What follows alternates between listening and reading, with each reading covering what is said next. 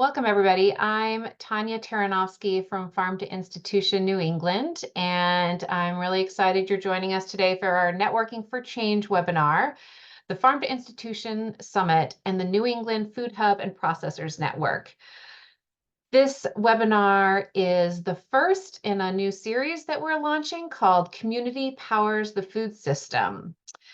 And with me today on this webinar are a few fine colleagues. I have Britt Florio joining us. Britt is helping with the chat, and she will be helping with a few tech things. So if you have any issues, you can reach out to her. I also am joined by Hannah Leighton, who is going to be one of our speakers, and I'll introduce her more later. And Dana Stevens, who is also going to be part of a discussion later on in our webinar. And of course, Katelyn Porter, who is another one of our speakers.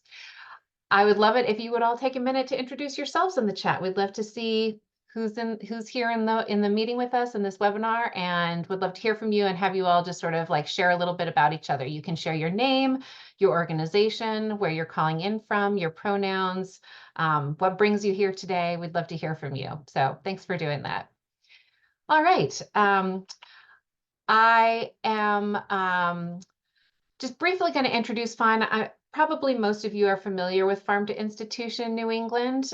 We are a network support organization that formed about over a decade ago now to support cross-sector farm to institution efforts in service of a better food system. Our existing mission is to mobilize the power of regional institutions to transform our food system. And you can learn more about us at farmtoinstitution.org. I say our existing mission because we are actually reflecting on the fact that our work and our vision and our values have sort of changed a little bit over the years, and we're currently taking some time to reflect on that with many people from throughout our network.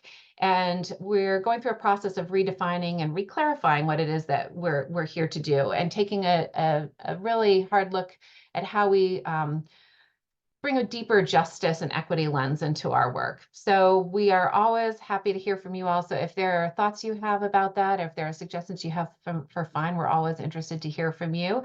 And we'll be sharing more about that process as we go. But that said, one of the things that we do as a network organization that we will continue to do is to bring people together, to think about ways to collaborate, to help each other with our work, to be more effective together. And a big part of that is our one important way that we do that is our Farm to Institution Summit, which is a biennial gathering that we host every 2 years. And the last one was in April 2023.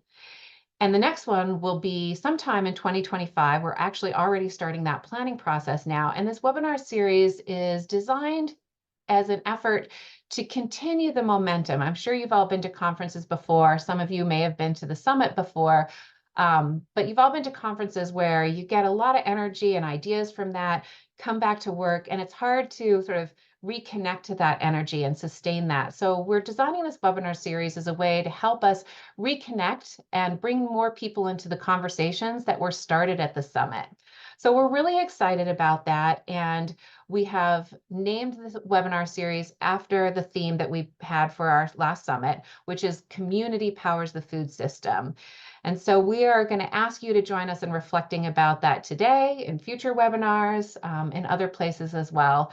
So as I said, we're hoping to find ways to share progress of what's happening in farm to institution work throughout the network, things that were talked about at the summit and shared, things that are going on and may have launched after the summit.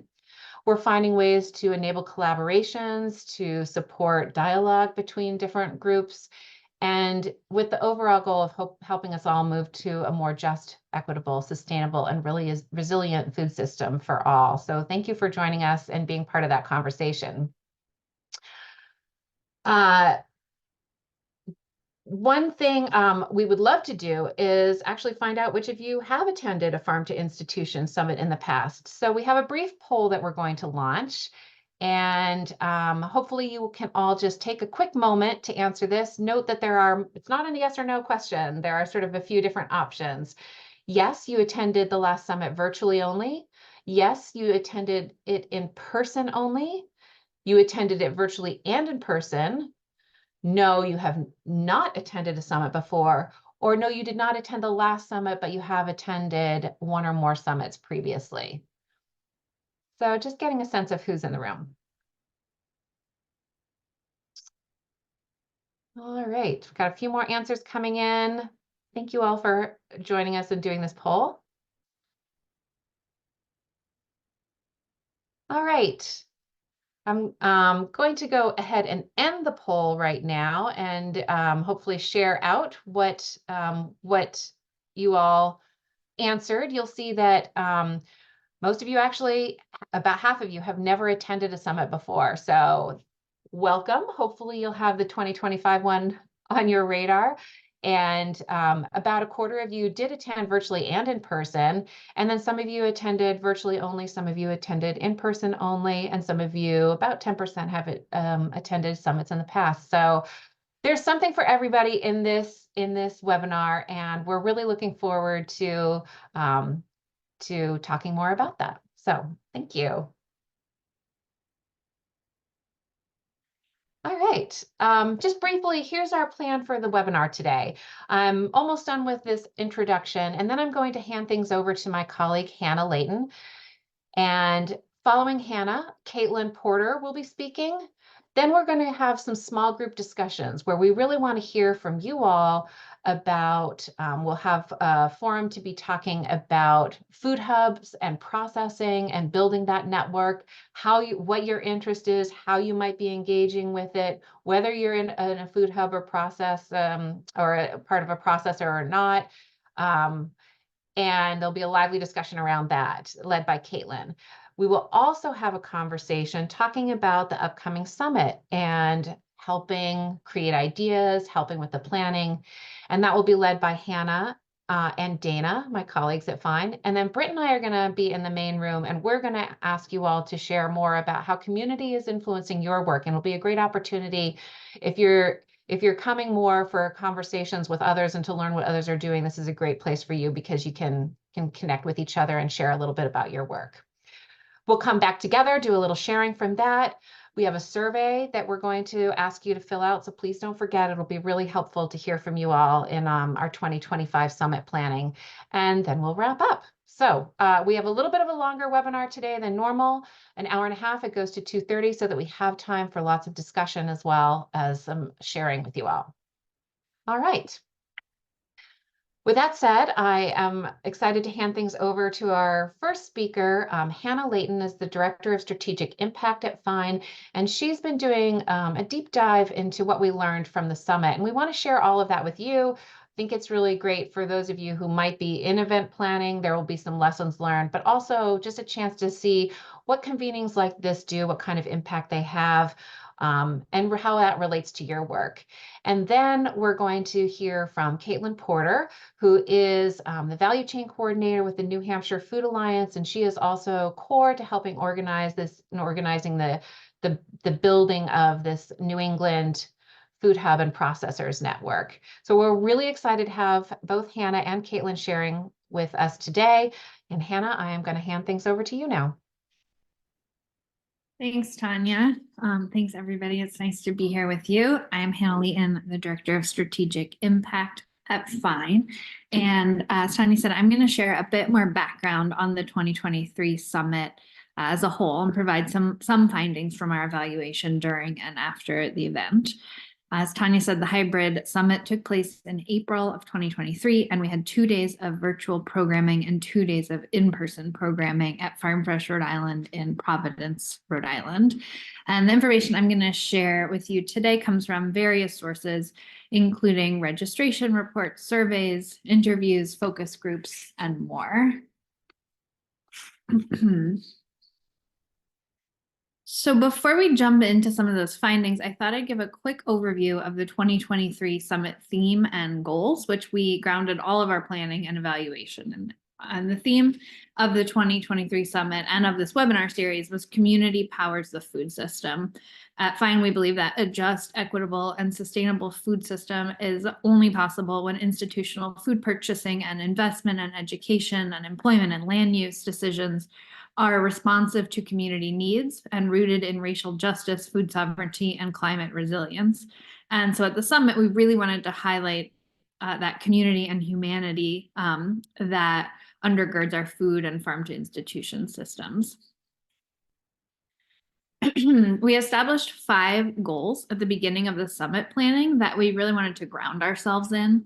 And those were expand our individual and collective networks, center diversity, equity, and inclusion, get more values-based food sourced and served at New England institutions, center climate resilience, and grow individual and collective impact.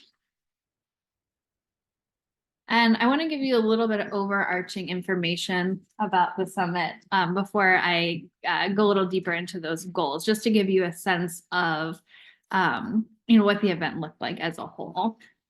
So between the virtual and in-person, we had 150 speakers. We had 35 exhibitors set up during the in-person summit, including local food businesses, farm to institution programs, local governments, and others. We had 8 field trips. We had our virtual sessions, and then at the in-person, we were able to do some site visits around the Providence area, and those included the Garden Time Reentry Community Garden, Southside Community Land Trust, the Tumaquag Museum, and the Sustainable Shellfish Program at Roger Williams University. And then the in-person days also featured 10 strategy sessions. So the virtual portion of the summit was really about sort of getting a taste for a lot of different areas. And then these strategy sessions were 2-hour gatherings designed for folks to really come together around a specific issue or sector in order to further their work and build that collective action. And then altogether, we saw 87 hours of programming and had over 330 organizations represented at the summit. So I thought that I'd walk through some of the progress we made in reaching those 5 goals that I mentioned earlier, and also call out some of the places where there's room for growth as we start planning our next summit and just think about our work in general. We really want to make sure that the summit is reaching sorry, let me back up for a second and just sort of reintroduce this first goal, which is to expand our individual and collective networks. We really want to make sure that the summit is reaching a wide audience and would allow for broad relationship building and networking. So to give you sort of a sense of who was at the summit, we had 612 attendees join between the in-person and online event. They came from 34 states, including DC, 4 Canadian provinces, Puerto Rico, Australia, and Uganda. And for 72% of attendees, it was their first time at the summit, which is something we're really excited about, and also consistent with the 2021 summit as well. So we're always really happy to see newcomers at the summit. In terms of organizational types represented, this is pretty consistent with past summits as well, and also find engagement, although the summit typically attracts farmers and food producers that we don't necessarily have as many direct touch points with during the year, and that's something that we're really interested in continuing to explore and evolve. So the top 5 organizational types represented were nonprofits, colleges and universities, government agencies, farms, fisheries, and food businesses, and K-12 schools. It's worth mentioning that we also saw a slight increase in the number of attendees who identified with the carceral sector and the early childhood sector, though those numbers are still low. We can see that they're increasing a little bit over time. A few more data points. So we also asked about a handful of different demographics. And in terms of age range, we saw attendees from under 18 to over 65, but the majority of registrants were between 25 and 44, and 68% of registrants identified as female. We also asked about where the types of communities that folks are based in, as well as the years that they've been in food system work. And we saw pretty good diversity in terms of rural, suburban, and urban communities represented, as well as years in food systems work. So we saw folks from 0 to who said they had been working in the food system for less than 2 years to over 20 years. So that is something that we're also really excited about. And one thing I didn't mention on the last slide, it's not pictured here, but we also ask about professional roles. And we always see a high number of people who identify as program and project managers. So one of our questions, as we look at that sort of like big nonprofit piece of the bar, and there's a lot of overlap between the program and project managers and the nonprofit sector.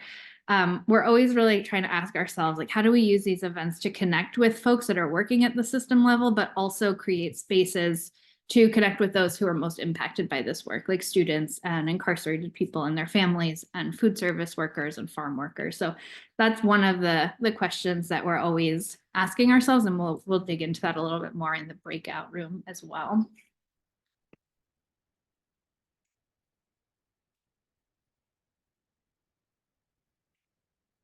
So the next goal was around centering diversity, equity, and inclusion at the summit. We created a DEI plan for the 2023 summit to help us address and try to mitigate some of the inequities that we know our current food system is built on and that events like these can perpetuate.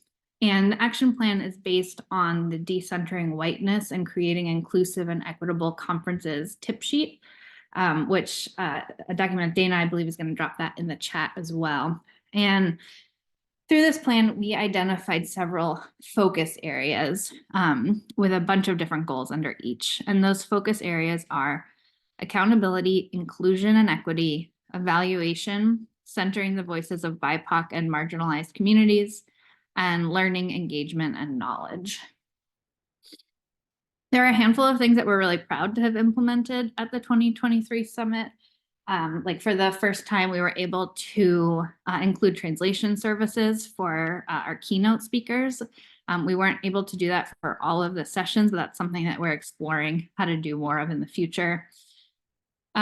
We offered some different materials and support for presenters who had sessions at the summit in order to help them center equity and inclusion in their sessions. We offered stipends to presenters to make it feasible for them to participate. We're pleased that we were able to establish a number of new relationships through the summit, including with the Tamaquag Museum, which has led to some really cool additional farm to school programming. And rather than offering scholarships, we offer a sliding scale registration ranging from free to pay it forward. And that is informed by the Anti-Oppression Resource and Training Alliance, which Dana is also going to share in the chat now. And I wanted to share a few specific data points here to highlight a few different things. So first of all, I just wanted to know, as I mentioned, we offered that sliding scale, and over half of registrants took advantage of one of the discounted rates, which tells us that this model really does work and is something that creates more accessibility. In terms of diversity and representation, at the summit, about 70% of registrants identified as white and about 19% identified as one of 20 races other than white. BIPOC presenters also represented about 20% of that full presenter lineup. A few things to note about the virtual versus in person. We did see that there was a higher percentage of BIPOC registrants for the virtual only portion and a higher number of BIPOC presenters for the virtual portion as well than the full virtual and in-person summit. And while we recognize that we still have a long way to go in creating a summit that represents the diversity of the Farm to Institution Network and the regional food system, we also really want to celebrate the incredible diversity of culture and races and ethnicities that were present at the summit. And so finding that balance is something that we're really thinking about as we move forward, and we'll dig into that a little bit in the breakouts as well. Okay, so the next goal that I'm going to talk about is getting more values-based food sourced and served at New England institutions. One of FINE's goals has always been to increase the amount of good regional food served at institutions, and we see the summit as a place to really showcase that kind of purchasing, both in the food that we serve at the event, but also embedded in the sessions that we make available. So a few things to share with you here. At the summit, we had over 10 sessions that were focused directly on increasing the amount of good regional food. We also held a really delicious reception that was catered by Harvest Table and featured 52 regional producers, which includes 4 hyperlocal businesses that are housed right there at Farm Fresh Rhode Island, 4 immigrant-owned businesses, 14 women-owned businesses, and 6 BIPOC-owned businesses. And in total, 73% of that reception budget was allocated to regional producers. And I do want to point out that one of the things that we're always trying to navigate, and I'm sure I don't have to tell many of you this, is just the challenge of tracking purchasing. And so we weren't able to get data at the granular level of where the ingredients were from. So this 73% includes both products that are raised, harvested, and grown in New England, as well as New England food businesses where the ingredients may be coming from out of the region. And then one of the things that we're also trying to navigate at FINE is just how procurement fits into the larger conversation about food justice and equity, and how an event like the summit, where we know that there are opportunities to connect the food served to the program and to connect the procurement conversation to other conversations about land access and food sovereignty. And we really want to be thoughtful about how we are embedding the procurement conversation in that larger context. So that's another thing that we'll be talking about in the breakouts. Okay, second to last here is centering climate resilience. So since 2019, we've created a sustainability plan to support summit planning. And that covers things like procurement and energy use and communication materials and waste. And there were a handful of things that we were proud to accomplish at the summit, including composting 100% of the food waste that couldn't be donated. We facilitated a few different things like ride sharing, room sharing opportunities. We shared a lot of information about public transportation and prioritized hosting the event in a place with a lot of access to public transportation. In terms of our printed materials, we eliminated plastic sleeves this year and used recycled lanyards. So we took care not to print dates on lanyards or on materials that could be reused, so those can get used again. And then we used all digital programs using our Whova platform. So we were able to save resources that way as well. We see this as an area with a lot of opportunity for growth, both in terms of how we center topics of climate resilience in the program. We had 4 sessions directly related to climate and the environment, but that is definitely a place that we want to be building. And yeah, in planning for 2025, we're really interested in hearing from all of you about your experiences planning sustainable events and centering this in the farm to institution discussion. So the last thing I'll mention before I hand it over to Katelyn is this goal around growing individual and collective impact, meaning we really wanted to bring folks together so that they could learn and gain resources and make connections, and then take all of those things and make an impact in their own work and communities. So we felt like hosting a hybrid event allowed us to touch on a bunch of different things. So the virtual programming allowed for more content and a really cost-effective way for more people to participate. We saw that those who registered for the virtual only portion were more likely to be from states outside of New England, first-time attendees, newer to food systems work, students, BIPOC attendees and presenters. And then the in-person really allowed us to do these deep dives and to build relationships. And the strategy sessions were about getting kind of into the weeds and doing the work with each other. And being at this non-traditional conference site meant that we could also really focus on the middle of the supply chain and sort of be in a working space. And one of the conversations that came out of the summit was around regional food hubs and processors. And I'm going to hand it over to Katelyn now to talk a little bit more about what that was like at the summit and what has happened since then. And I will see some of you in the breakouts. Yeah, thank you so much to Fine today for highlighting this network that's in the works, and thank you all, the audience. It's been really exciting to see even just the geographic range that this webinar is representing. So again, my name is Katelyn Porter. I'm a value chain coordinator at the New Hampshire Food Alliance. And I'll tell you a little bit briefly about my background. I graduated from UNH.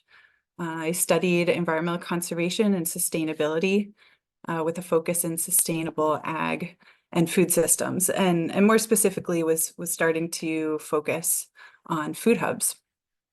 After graduation, I promptly moved to the West Coast, as you do, and started getting involved in food hubs there, volunteered at one of them in California, then moved to Washington for a bit, where I worked for the Puget Sound Food Hub for a couple of years, then helped start up Farm Stand Local Foods, which is a food hub based in the Seattle area. I took a few years getting my hands dirty with a number of farming projects, and eventually I took all that I learned on the West Coast with me when I moved back to New England a few years ago to start up a farm with a dear friend, and soon thereafter was hired at the Food Alliance to coordinate the New Hampshire Food Hub Network. I have since moved into a role of value chain coordinator, which kind of encapsulates both coordinating the New Hampshire Food Hub Network, the New England Food Hub and Processors Network, which I'm about to share more with you all, and among numerous other projects. When Fine asked me to present in today's webinar, I did some reflection on the theme that Hannah just so greatly reviewed and reminded us all that the 2023 Summit theme was based around community. And it was very clear to me that this Food Hub Network was really born out of the community that Fine has cultivated over the last decade of their work and the community that they create in their summits. Other ways the community has influenced this is the community of folks that showed up to the Fine Summit in support of this network. The network itself represents a community of passionate food hub and processor managers who are coming together. And all this to be said, we also recognize that the success, the health, and the longevity of this network is reliant on an even broader and more dynamic community that hopefully includes all of you and more to bring in resources that these hubs and processors will need in the future to reach their full potential. So I know it's been mentioned before, but just want to say a plug right now that after I present, we will be breaking out into breakout rooms, and I will be leading one that will help to continue this conversation and develop this discussion with your input, basically trying to answer the question of how does this network, the Food Hub and Processor Network, best harness the energy of and engage with this broader community of support organizations such as yours to bring about the biggest successes for our food hubs and processors in the region. So stay tuned to that. But in the meantime, I'm going to be sharing with you some of the background and context that came before last year's Fine Summit, a bit about what happened at the summit itself, what has happened since the summit, and where it could all lead to in the future with this network. So I'm going to try to braid together three yes, sorry, I'm just trying to make sure we're on the next slide. Perfect. That's great. Thank you. So I'm going to try to braid together three pieces of history that culminated into what became the session at the 2023 Summit. In 2015, the Fine Summit helped to identify the need for New England's food hubs to collaborate. And as a result, Fine was an integral part in landing a USDA LFPP grant in 2017. And over the course of the next 3 years, from 2017 to 2020, this grant helped fund and hired KK&P Consulting to carry out research and interviews that was then developed and published in this report that's on the screen here that I'm sure a number of you are familiar with or have seen. This report essentially created 4 main recommendations for our region, the last of which was to create a regional food hub network. And the first 3 were essentially activities that could be accomplished within the network. So KKNP was also hired through this grant to start coordinating a network of hubs. And what it eventually evolved into was that 3 hubs across the region were regularly meeting, where they built trust over time, they formed relationships, and which led to successful purchasing relationships over time. They were starting to trade with each other and look at what it would look like to cross-stock products. So this lasted for a couple of years, but essentially, as we are all familiar with in the nonprofit world, grant funding dried up. These relationships remained strong, which is so important. They really laid the foundation for this work. But essentially, the meetings and overall direction fizzled over time, which left a gap for this network to continue to develop and grow and evolve. So next slide, please. In 2021, I was hired on to the New Hampshire Food Alliance to coordinate the New Hampshire Food Hub Network. While this group of food hubs across the state of New Hampshire benefited from being connected to one another in numerous ways, it became clear over time that if our end goal was to build a robust food system where food hubs were transacting and cross-stocking and distributing among each other successfully, we had to start to tap into the region. We had to expand our reach, and that's when a regional network started to make more sense and started to it started to become a more appropriate scale for the needs of New Hampshire's food hubs. So lastly, meanwhile, Healthcare Without Harm had landed a 3-year grant in 2020 that launched a network of regional food processors. They ended up calling themselves the Northeast Food Collective. And Betsy Skoda of Healthcare Without Harm was spearheading this network. Over the course of a year or so, she and I found ourselves starting to meet very regularly as the work we were doing overlapped, and the conversations we were having and the solutions we were after were the same. So we started to put our heads together about whether it made sense to form one network, both for food hubs and processors, as they have such similar goals, values, as well as the challenges that they're up against. And to paint kind of a little bit more of a picture of these similarities, they are, both starting to get into institutional markets more. Both hubs and processors work with small to mid-scale producers who are striving to produce food in more equitable and sustainable ways. And they're also up against the same challenges where, they're trying to find viable regional markets for their food products. Both processors and hubs are both bound by the realities of distribution challenges, food safety requirements, storage needs, sales, and logistics. And as they're trying to get more into institutions, they are up against really difficult and competitive price points, jumping through the hoops of needing certifications, vendor statuses, and more. So it all started to make sense for us to put our heads together. We did some detective work, and Betsy and I essentially started to involve more and more regional key players over the course of several months to make sure that we had the history right, the context, the needs, and with the support of FINE, we kind of entered into a multi-month planning process for how we could use the FINE Summit as kind of a pivotal point to create a new network. Next slide, please. So the FINE Summit came in April, and we set out to have a few purposes, mainly that it was the location could not have been more perfect for us, is that it was located at Farm Fresh Rhode Island, which is a food hub in and of itself.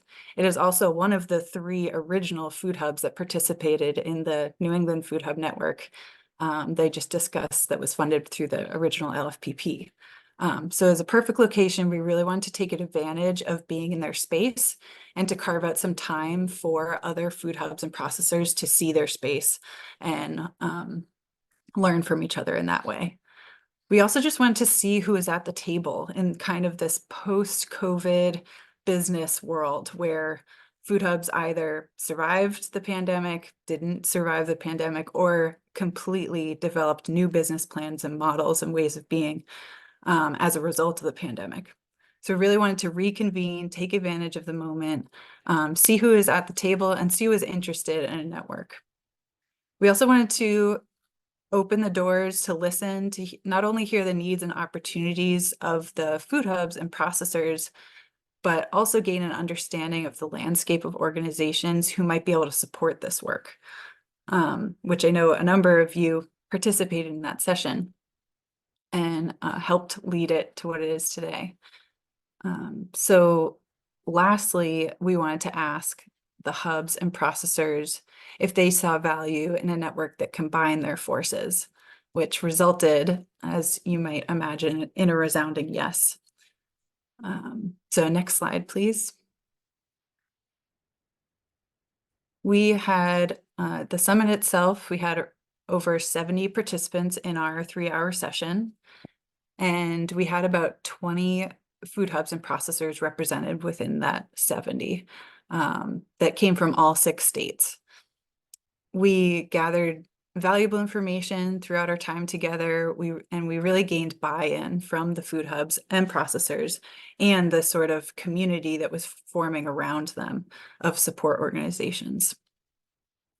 The unique working space of meeting in a food hub itself kind of brought a life of its own to the session. It was really unique, and the carefully orchestrated agenda and of course amazing food certainly all helped set a stage for successful convening. Next slide, please. So since the summit, Betsy and I decided to move forward and kick off this network. We felt like we had gained enough energy and interest at the summit that we launched in June with our first meeting. And from then, we've decided to host bi-monthly meetings with this group of food hubs that continues to grow. We now represent right about 30 regional food hubs and processors from around New England. All of their logos are here on this slide. We've opened a Slack channel for them to start an open line of communication among each other. We've also started, we've developed a directory so that they have some baseline information about each other's operations, just getting to know, how to quickly contact each other, what sort of products they have, and what sort of like assets and resources they're working with so that it can start to catalyze some relationships among the group. We also have developed a web page on the New Hampshire Food Alliance website for any of you interested in reading more or getting links to any and all of the processors and hubs involved. I believe Dana can pop that link to that page into the chat. We've also developed what feels like a fairly unique decentralized leadership model, which is what I'm calling it for now. So it started with Betsy and I, with support from a number of other organizations to help plan the summit. And since we have expanded this somewhat small leadership team to include some other key regional players. So since Fine has joined our leadership team, which is very well suited, and Leah Rovner, who is the director of the New England Food Systems Planners Partnership. And the thinking behind this model is that we're hoping this helps to make the network more resilient and resourced over time, and maybe hopefully less vulnerable to some of the ebbs and flows of grants. So having 3 or 4 key players that are invested might be able to help strengthen the kind of foundation that makes up the leadership team that leads this network. The buy-in remains high. Of the 30 hubs and processors, I'd say in every meeting we have probably between 15 to 20 hubs participating, and they all share and come together around this vision and value of collaboration over competition, which makes the network and food hub networks in general pretty unique. So far we've covered an array of topics addressing anything from sourcing needs as a result of the Vermont flooding this summer, the recently released regional food system infrastructure grant, and the Strengthening Organic Enforcement Act, sharing information about these programs that will impact food hubs and sharing resources with them. We've also started to highlight network partners and some of their successes, one of which you'll be hearing more about when you tune into the next F2iSummit next in this series. They're going to be highlighting one of the stories from one of the processors that we work with in this network. So stay tuned for that. And the next meeting we have scheduled with this group will be bringing in guests that represent numerous grant and funding opportunities for hubs and processors, and the hope being that the more they learn about each other and see some overlaps and opportunities, they might even start to submit grant applications for collaborative projects with each other.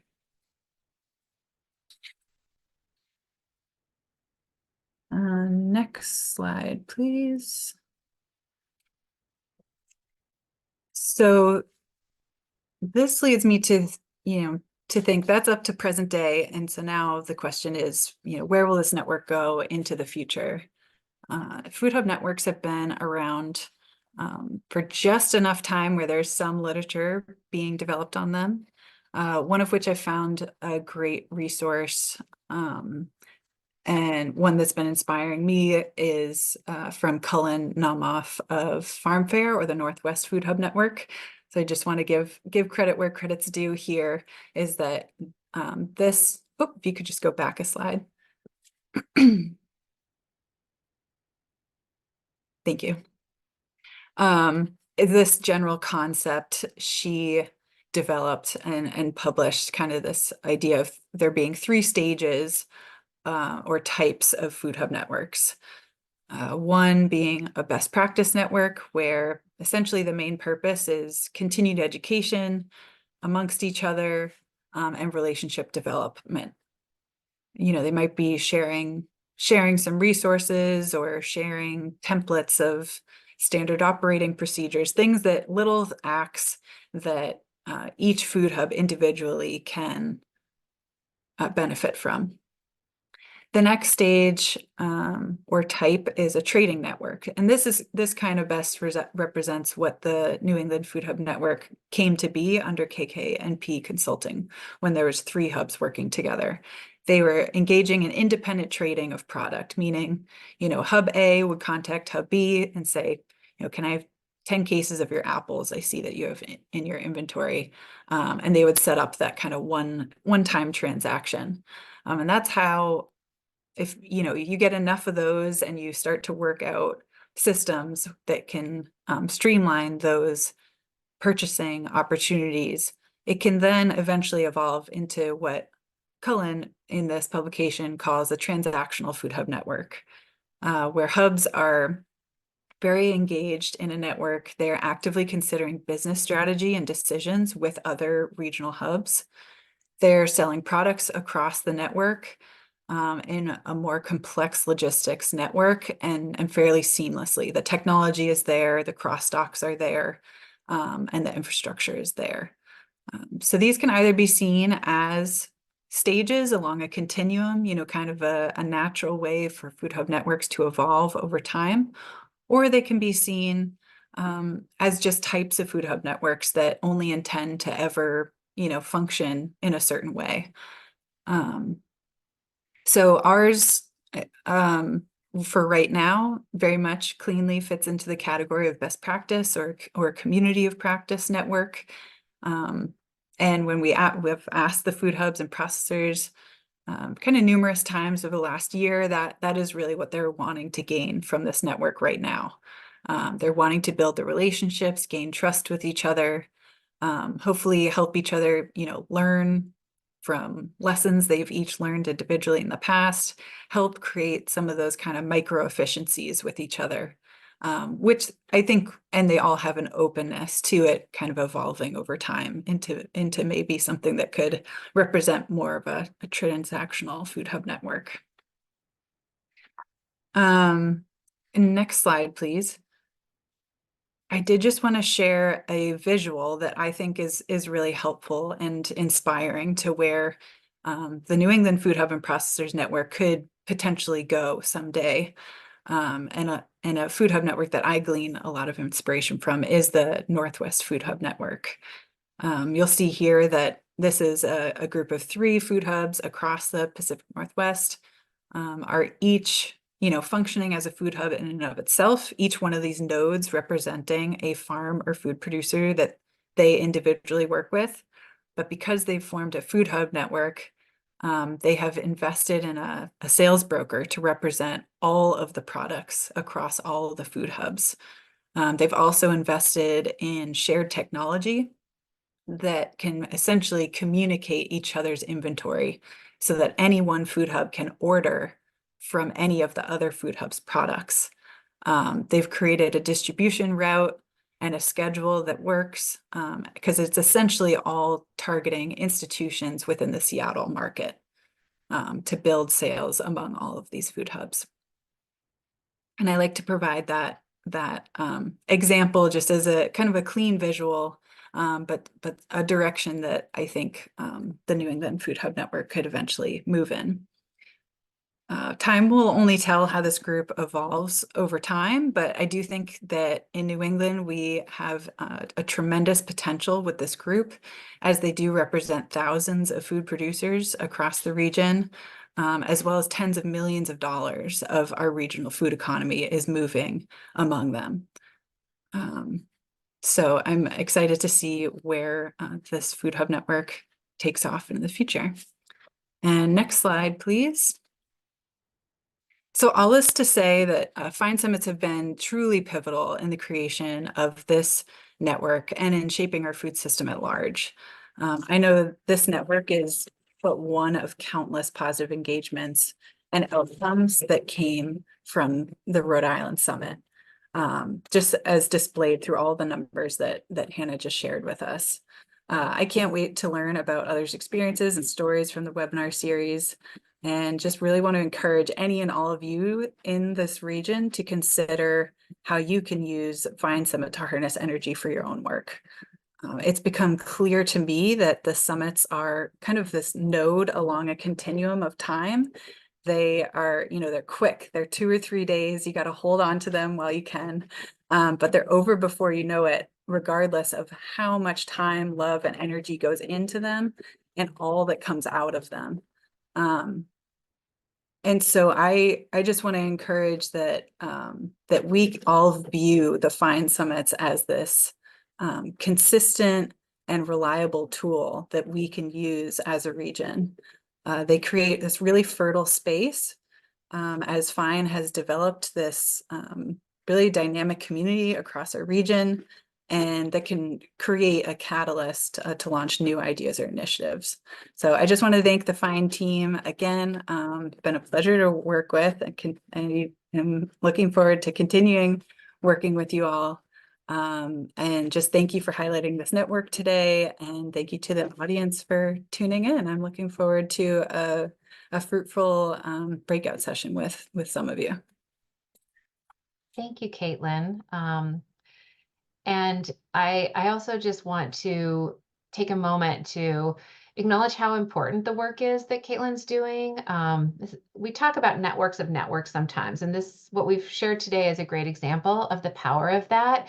And I know each of you are bringing your own networks into this conversation too. So first, I encourage you to think about what we've talked about today and how you can think about that into your own work, how you can make the most of convenings that you've been part of, or that you might be developing, or that you might go to in the future.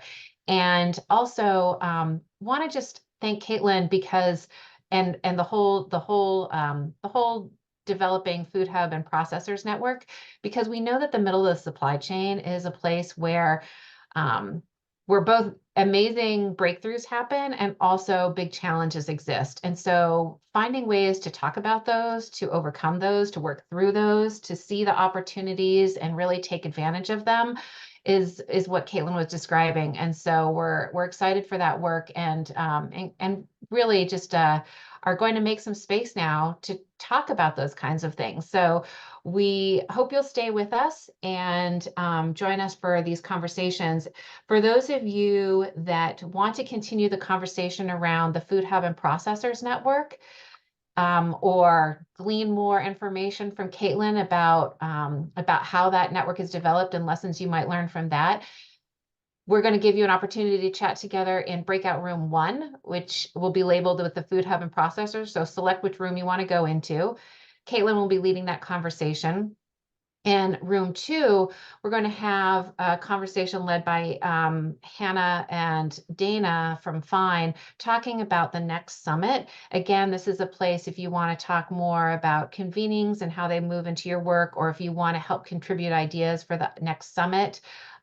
If you have ideas for our webinar series, that's a great place to go and continue the conversation. And then Britt and I are going to stay here in the main room, and we're going to be talking about your own work. We want to hear from you. How is community informing the work that you're doing?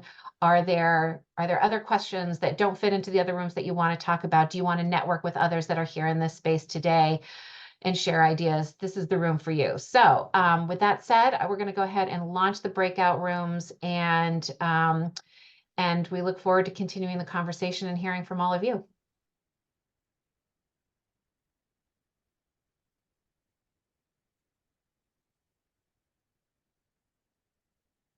So go ahead and pick whichever room you want to be in. And Katelyn, if you want to go ahead and pop into your room, and Hannah and Dana, you can pop into your room.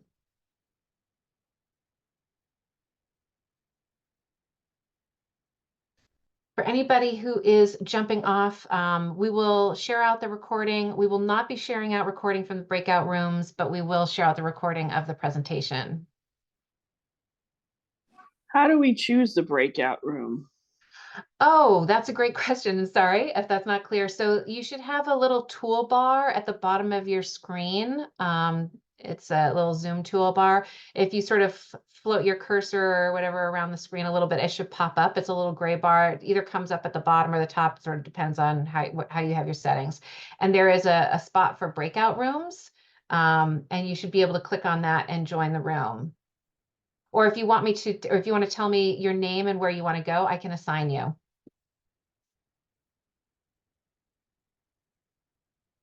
Okay, give me a minute. Sure.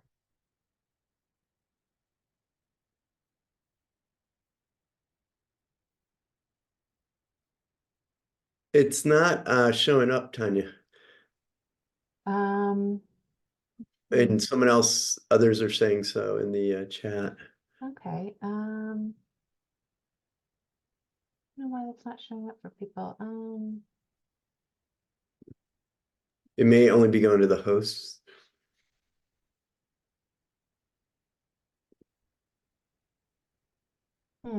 All right. Well, if you want to just tell me what room you want to go into, I can put you into the room. You can put it in the chat. You can call it out. I just need to know your name, and then I'll put you into the right room.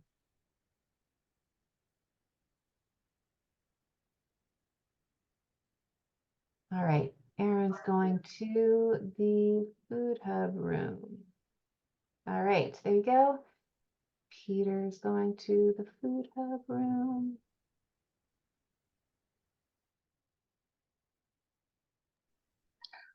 I want to start by trying the main room. Okay, And I might be listed as Soleil. If not, I'm listed as Natalie A. great. Thanks, Natalie. right. We've also have Ava. Is there a room you want to go? You want to go into room 1. Okay. Gotcha. And Wendy, are you still with us? Yeah, I'll stay in the main room. Okay. And Thomas? Also main room. Okay, great. I think we're all set then. Let's see. I'm going to try to, if you want to take yourselves off video, you're welcome to do that. But you can also stay off video if that's easier.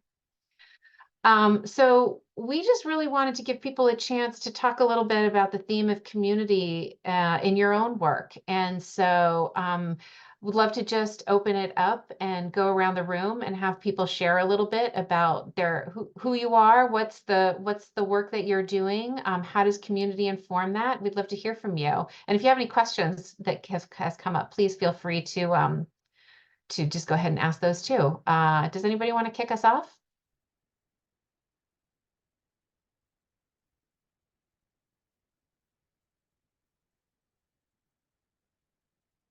Well, I guess I'll kick us off. Thank you. I'm Tom Tognazzi. I'm the Nero Farm to School Specialist. Still new to the role, so I'm still learning the space. And I'm just excited to be here and to learn and glean and see what we can get for information from everybody. That's great. Thank you.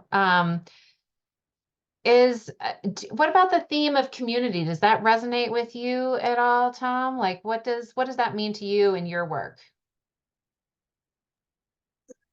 Well, the community can mean, the producer, the farmer community. It could mean the schools community, the state agency community. There's a few different communities I work with. But the overwhelming message is that the community needs to be strong and bought into the program. So that's really what I'm looking for in this aspect. Great, thanks. Natalie or Wendy? Hi. I'm not working directly with the farm to institution. But I'm a supporter. I'm working at a much more local level, or I have been recently, with somebody who actually does teach in the schools, but is trying to provide food through a neonatal program and has a mixed model, for-profit, nonprofit, to reach all people at all economic levels in the community and a little further afield, and reduce waste. But I've always been interested in the supply chain, but my view has been that of a geographer, not so much through the market model, though I have a background in food co-ops and networking. So I have a knowledge background. I'm a bit out of date. So it's interesting to see how this process has been emerging, but my interest is still really knowledge and empowerment at the level of the urban village, so to speak. That's awesome. Thank you for sharing. Wendy, do you want to share a little bit about your work? Sure. So I'm at the Center for Ag and Food Systems at Vermont Law and Graduate School. I am also a new board member of Food Connects in Brattleboro, Vermont. So that's kind of why I'm at this program today. And beyond Food Connects, of course, does farm to school and is a food hub, but part of its mission is also to sort of create community sort of around the food system and that kind of thing. So, and one of the reasons I joined the board is also because I'm relatively new to Vermont, been here 7 years. And so I wanted to really get a little bit more involved in my own community and the local and regional food system. That's fantastic. Well, thank you for sharing. And then Dana and Hannah also joined us. And so, Natalie, you brought up something that I think is really an important thing for us to consider. So we do focus, we at Fine focus on farm to institution, but we also know that the food system is really complex. And when we talk about farm to institution, we start to overlay with a lot of other types of food system work that is happening. So food access and is a really important component of farm to institution. Like, how are people getting food? What is the quality of that food? What is, and that, and in like so many broad ways, right? To think about that word. What is, how are they accessing it? Institutions are one part of that, but where else are they accessing food, and how do institutions support that? So there's a lot of layers of overlap in this.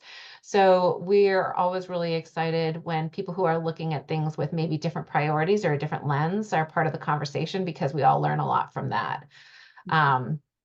I'm curious, was there anything in, what was presented or shared today that was like a lesson you would take away maybe for your own work, or something that really resonated with something you're currently working on, or something you wish we had covered that maybe we didn't that would have?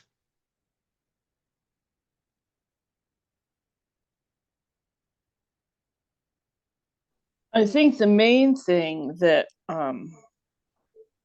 that I've learned from this talk is, well, first of all, that there's a lot of consciousness going into the meeting itself to create a set of values through the design of local, etc., which I saw similarly at the NOFA conferences in Massachusetts in the previous decade or two. And the other is that there is much more linking and organization in this private, what I call commodity / private corporate model of production and distribution than I thought and would have. I mean, I haven't been aware, like there's more established and networked, at least in New England, which makes me think, well, what, where are we in New York State or the New York, New Jersey region? And, how can someone like the nonprofit I consulted for, the mixed model, how can we uplink to such a food hub? Which has always been my concern, is how do we optimize access? How do we optimize the producers, especially ones with particular values or representation of, say, Black, Indigenous, people of color, LGBTQ? How do we optimize that equity of production also to communities in need, or that sometimes reflect these marginal group origin producers? And the one piece that's come up for me also, and I'd like to hear more about, is the Native Americans, who I know are starting to get bits of land in places like Vermont and I think Maine. I don't know about other states in New England, but they're getting, a few hundred acres. And my question is, what help are they getting for economic development? Really, you've just surfaced several great questions. Wendy, Tom, what are your thoughts on this? Do you have ideas, suggestions, things you're working with or have heard of that you want to add into the conversation?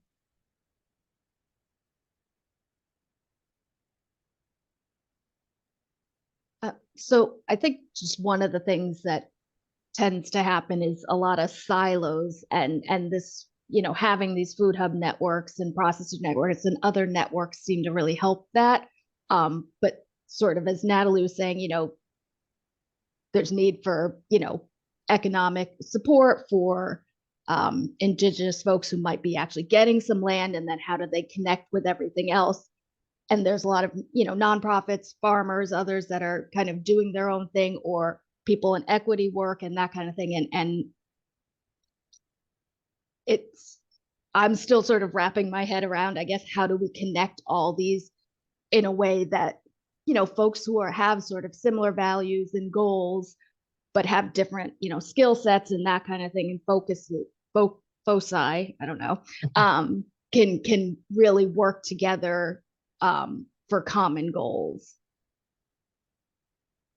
Yeah, curious if you're having some of those. Do you have those conversations at the board level for Food Connects? Well, we are now going through strategic planning, so we're sort of talking about everything. Welcome to the club.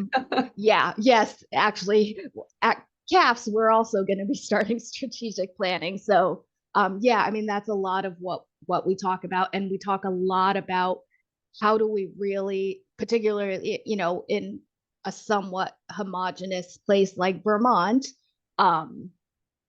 really infuse everything we do and look at everything we do through an equity lens. And I think part of that means that lends itself to really making better connections.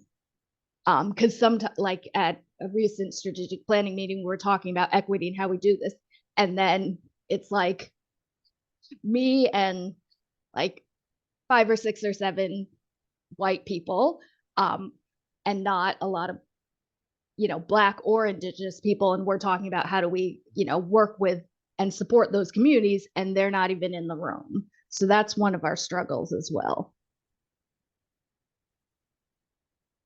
Yeah, I'm sure everybody can relate to that in one way or another. Tom, what about how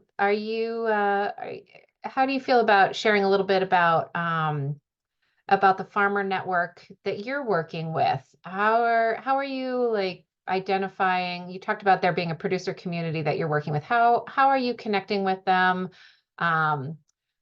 Are you looking at expanding that? Do you feel like it's pretty representative of the farms in your area? Just curious how that's looking for you. Well, I am looking to expand it, that's for sure. The issue with that is where I'm new to the role, I'm trying to piece together what has been done in the past and what I can do in the future. Right now, I'm more looking to solidify my program side, and I'm going to work in the networks as I go. Right now, I'm working mostly with the grantees and the state agencies, and I'm going to soon wrap in, local farmers and producers into all that. Because I'd like to get them involved. I'd like to see if I can do some training with them so I can get some more grants out the door. But that's how it looks right now. I'm still kind of getting my feet wet. Yeah. So how long have you been in the position? Since May. Oh, pretty new still. That's under a year. I always feel like it takes at least a year to really sort of get your arms wrapped around a new position. Yeah, we're getting there. Yeah. And can you, because Dana and Hannah joined us a little bit late, can you share again where you're working, where you're from? Yeah, I'm the Nero Farm to School lead. That's the Northeast Regional Office for the USDA. And it's out of Boston, but I travel throughout New England, New York State, and the USVI. And what about sort of like understanding the perspectives? Oh, hello, are you all still there? There. Oh, sorry. For some reason I had a little blank there for a second. How are you thinking about connecting with the folks who are actually eating the food we're talking about? I mean, that's, as a network organization, that's one of the things that we are thinking about. And, when you're talking about school children, making sure that you're really understanding, what's working, what's not, hearing from them, from their families. Just curious, what are some, and not just school children, but any of the communities that you're working with and who you're the eaters, if you will, that we're trying to reach. How are you trying to, make sure that your work is really doing what you hope it does for them? It's a big question, but just kind of curious how people are thinking about that.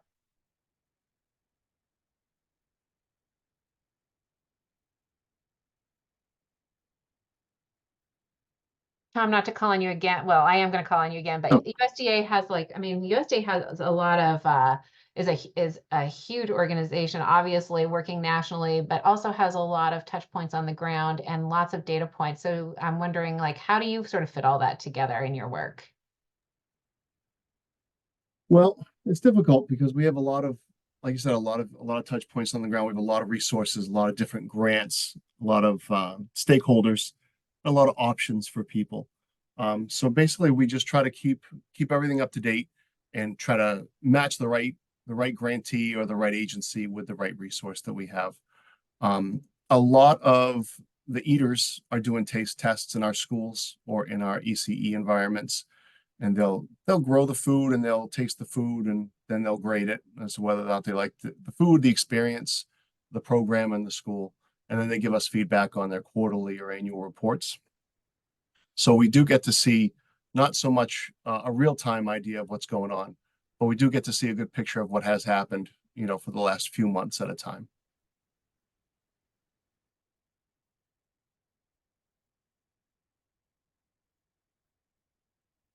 Wendy, Natalie, thoughts on that question? Are you thinking, how's that coming into your work? Or if you have something else you want to touch on, we can do that too.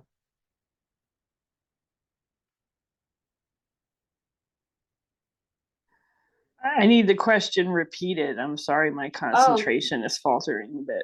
It was thinking about the eaters of the food and how we're making sure that the work that we're trying to do benefits them in the way that we hope it does and is meeting their needs, and that we're hearing from people and understanding what those needs are and responding appropriately. How are we connecting with the eaters?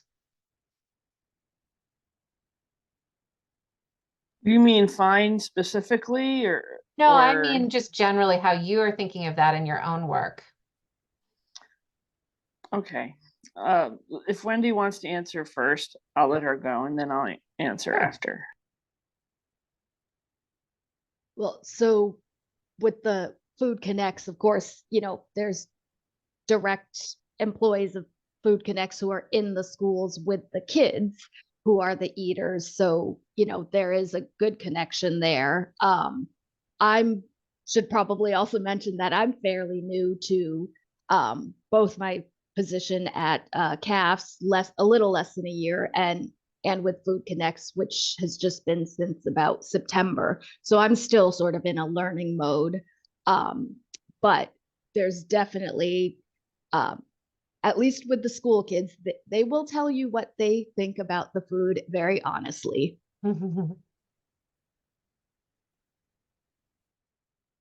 Yeah, that's true. Well, we have a couple of minutes before we're going to close out these discussion rooms. Is there anything that any of you would like to talk about that we haven't gotten to, or that you want to share? Questions you want to ask, things you want to share about your own work? Well, one question I have, since you folks are the FINE organizers or leadership, is whether or not there has been some incorporation of systems modeling or linear programming to optimize some of these networks, or are they more, how should I put it, evolving just sort of one processor linking at a time to a school? I mean, I forget the word for that. Is it more extemporaneous or more spontaneous? And then the structure evolves from that. But is anybody trying to be a little more strategic in the planning and efficiency, and get farmers to share things like even to share trucks and delivery systems to make things happen more efficiently. Is any of that going on? Yeah, I mean, thinking about trucks and delivery, that's one of the topics that the New England Food Hub and Processors Network has talked about. I don't think they're there yet because there's a lot of information sharing and trust building that has to happen before the real, especially sort of detailed and, detailed collaboration and cooperation takes place. So I think that in this particular network, there's that trust building and information sharing is happening, and they're looking at some of the things that are easier to collaborate on as first steps. But thinking about complex things like can they connect around like delivery? Are there ways to share routes, drivers, infrastructure? I know that in the town that I live in of Weymouth, Massachusetts, our food pantries are doing that actually. They have a truck that they share across the South Shore. They have shared storage. They have they're looking at sort of like distribution and connecting with each other and trying to share information to make that go smoother. So there's a lot of places where those kinds of things are happening, but then they also do happen sort of organically. And sometimes they're more one-off, sometimes they're longer term. So there's sort of a mix of things happening. Does anybody else have suggestions or examples that they want to share? I'm just thinking about your question, like beyond the Food Hub network maybe I didn't hear you correctly, but I think you were also kind of asking like, what does the work look like to kind of systematize the things that we're learning so that it's more efficient, right? Like, so that it's not always like an ad hoc pilot and project in a community, and that like, how do we like learn and replicate and scale? I think that's a big, is that kind of part of the question? Yeah. And I think that's something that we at Fine are grappling with also, because as a regional organization, I think historically we've thought like, okay, what are the quote unquote best practices, or what are the models that different organizations could implement so that we're not all reinventing the wheel.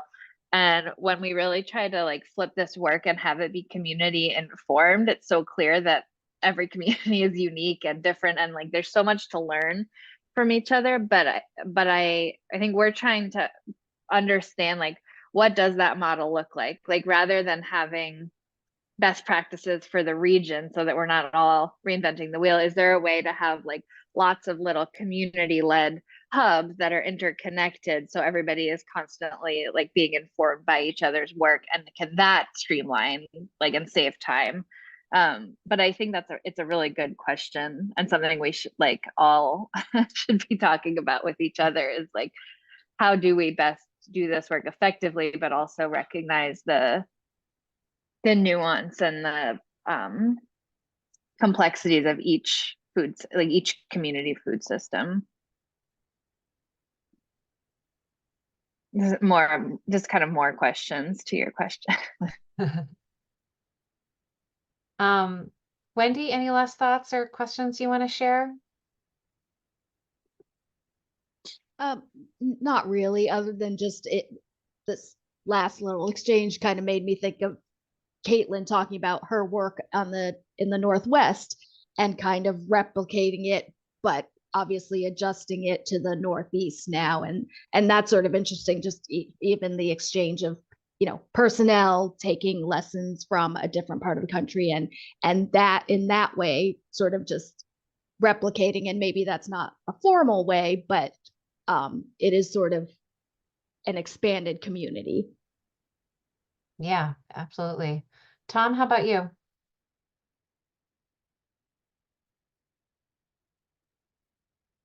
Sorry about that. No, I'm interested in seeing what I can get to add to it. I am looking into other areas to see if anyone has any other ideas. We have a big logistical issue that we're working on down the USVI. So we want to try and see if we can mimic some of the success we've had up around here, down there, but we'll see.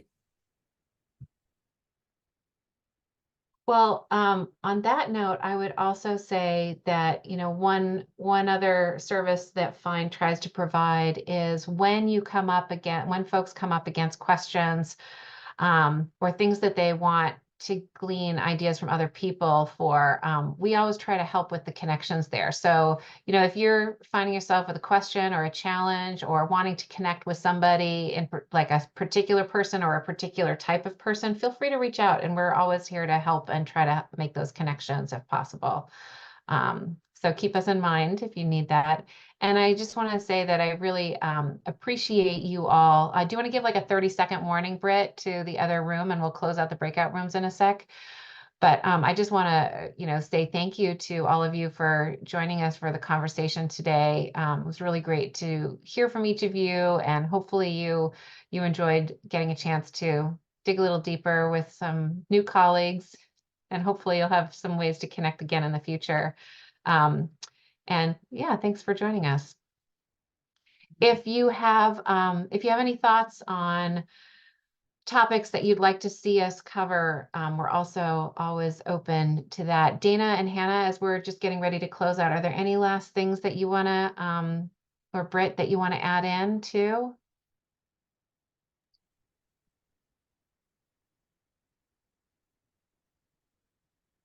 I don't think so. I know we're at time. Yeah, thank you. Yeah, thanks for being here, everyone. The rest of the group's going to join us in about 10 seconds, so we'll see. Thank you. Here they are.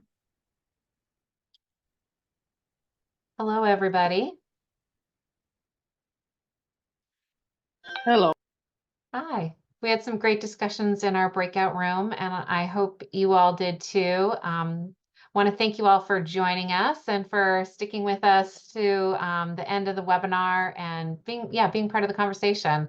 Dana, will you throw the survey in there one last time? And then we just really appreciate hearing from you all as we're starting to plan the next summit. And maybe this what we've talked about has brought out some ideas for you all. And I also want to just let you know that that we would love to also hear, like, if there is something that you glean from this that you're taking with you, since we're such a small group, instead of doing a poll, I just would open it up. If there's something you've learned from today, something that really resonated with you that you're going to take as an action step going forward, whether that's connecting with somebody you met, answering the survey that we're sharing with you, digging in deeper with the Food Hub network. We'd love to hear about that. So if anybody has anything they want to share, please go ahead and take yourself off mute and just go ahead and share that.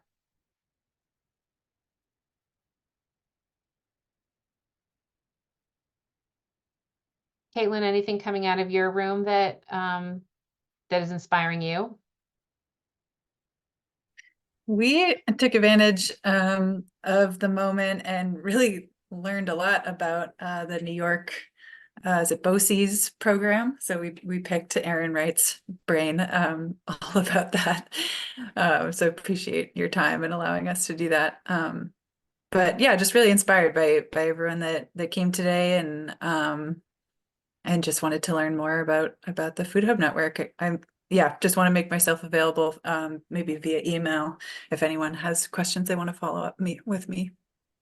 And one interesting addition to that is New York has their own Food Hub network. So the potential conversation between these networks over time, I think will happen at least informally and perhaps become connected in a bigger way down the road. So that was really helpful. And Katelyn, do you and Wendy know each other? Because Wendy's on the board for Food Connects. Wonderful. I've recognized the name, and I think we must have overlapped once or twice by now. But yeah, I would love to maybe connect with Wendy further.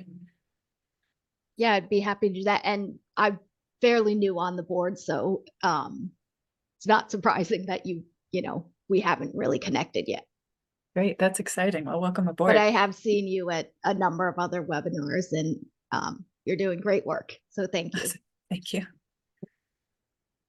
Yeah, Anna, and one- Natalie, or Tom, anything that you want to share? Or Ava? Yeah, I'm just going to be excited to use the Find as a resource and to get some information from y'all and to add it to the toolbox and see where we can go with it. All right. Last call for anyone else who wants to volunteer anything. No worries if you don't. I'm seeing the question in the chat from Britt and just didn't know if you wanted to expand on that at all. Web platform.